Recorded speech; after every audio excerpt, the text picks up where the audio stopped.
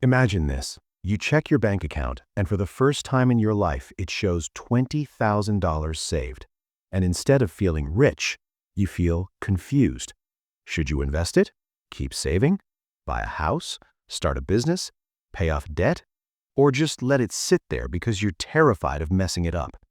Look, here's the thing. Most people think hitting $20,000 means you've made it financially. But here's what most people don't realize. What you do next determines whether that money becomes $200,000 or disappears completely.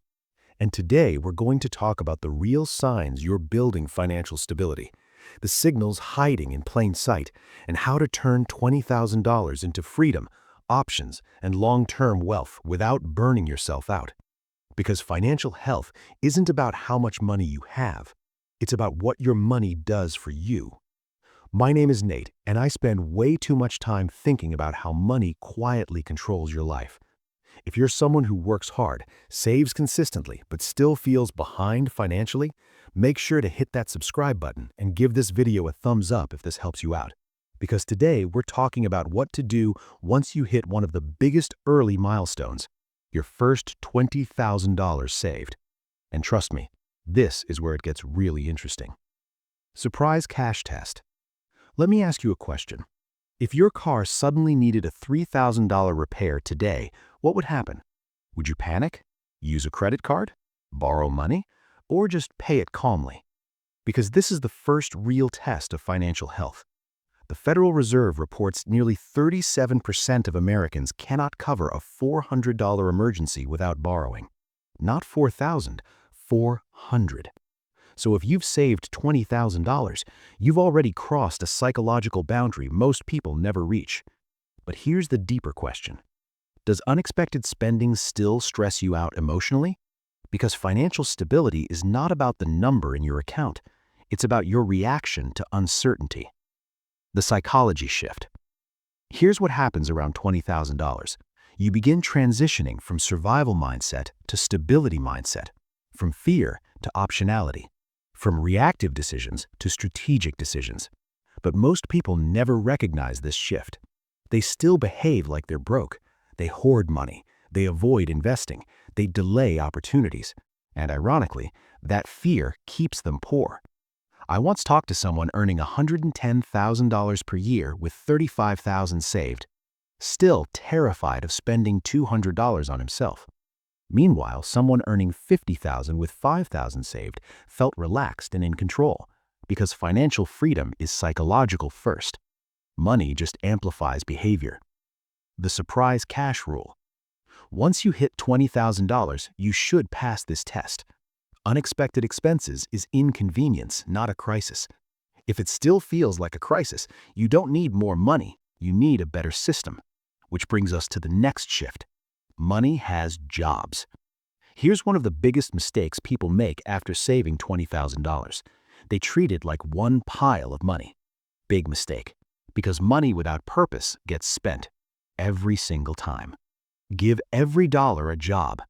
Here's what wealthy people do differently. Every dollar has a role: protection, growth, freedom, opportunity, not just savings. The 4-bucket framework. If you have $20,000, here's a simple structure. Bucket 1, safety, 3 to 6 months expenses. Emergency fund, no investing, pure protection. Bucket 2, growth, index funds, retirement accounts. Bucket 3, opportunity fund, business ideas, career moves, relocation, learning. Bucket 4, lifestyle buffer, guilt-free spending. Now, you might be thinking, wait, spending money helps build wealth? Yes, because burnout destroys financial progress faster than bad investing. Let's discuss real math examples. Let's say $12,000 emergency fund, $5,000 invested at 8% annually, and $3,000 opportunity fund. That $5,000 alone becomes $10,794 in 10 years, $23,505 in 20 years, $50,313 in 30 years. And that's just one portion. This is compound growth doing its quiet magic. Why this works psychologically?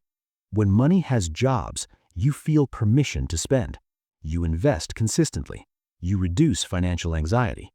Structure creates confidence, and confidence creates better decisions. Automation wins. Here's a shocking statistic. According to behavioral economics research from Duke University, automatic savers accumulate up to 3 times more wealth than manual savers. Same income, same opportunity, different system.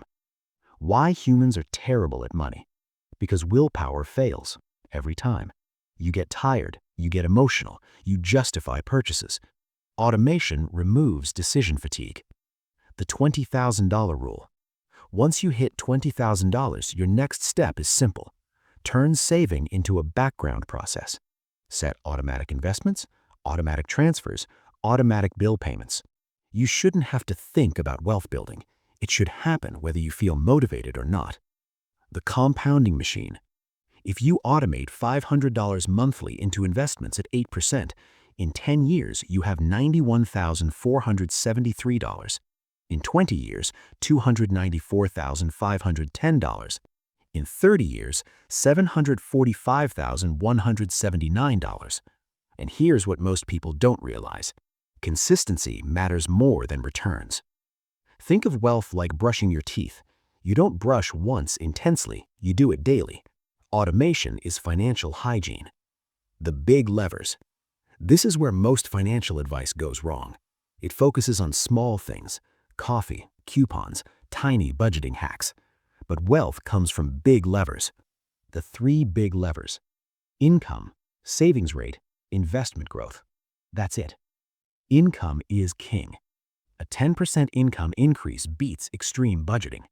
Example, save $200 a month from cutting expenses, or earn $1,000 more per month. Which changes your life faster? Exactly. Skill investment ROI. Spending $2,000 learning a high-income skill that raises income by $10,000 annually is a 500% return, better than almost any stock. What wealthy people understand. They buy skills, knowledge, networks, time, not just assets. Buying options. Here's the most powerful idea in personal finance. Money buys options, not stuff. Options. What is an option? Leaving a toxic job, starting a business, taking time off, moving cities, saying no. That's real wealth. The hidden freedom equation. If your monthly expenses equal $3,000 and you have $20,000 saved, you've bought 6 to 7 months of freedom. That changes how you negotiate, how you work, how you live. The psychological shift. You stop saying, I have to. You start saying, I choose to. That's financial independence beginning. Lifestyle optimization. The goal isn't extreme frugality, it's maximum life satisfaction per dollar. Spend heavily on what improves life, cut what doesn't. Layers and next steps. This is where we build real wealth. Financial independence comes in layers. Layer 1, stability, emergency fund, no stress from surprises. Layer 2, growth, invest consistently, let compounding work. Layer 3, income streams, side business, dividends, rental income, digital assets. Multiple streams reduce risk. Layer 4, freedom, work becomes optional. The burnout problem. Here's something no one talks about. A Harvard Business Review study found high achievers pursuing wealth often experience severe burnout when life balance is ignored. Wealth without well-being is failure. Your system must be sustainable. Sustainable wealth strategy. Invest automatically, improve income strategically, protect mental health, optimize lifestyle, build passive income slowly. This prevents financial exhaustion. The bigger truth. Here's what most people don't realize. $20,000 isn't the finish line, it's the foundation, the first real step towards stability, optionality, freedom, and control. And once you understand systems, psychology, and compounding, money becomes predictable. Look, if you saved $20,000, you're already ahead of most people. But what happens next is what matters. You can let fear freeze you, spend it impulsively, or build a system that turns it into lifelong freedom. Wealth isn't built through luck, it's built through structure, through psychology, through consistency. Start giving your money jobs. Automate your growth. Buy options, not things. Focus on the big levers, and your future self will thank you. If this helped you, hit subscribe, because next week we're talking about how your first $100,000 completely changes the rules of money.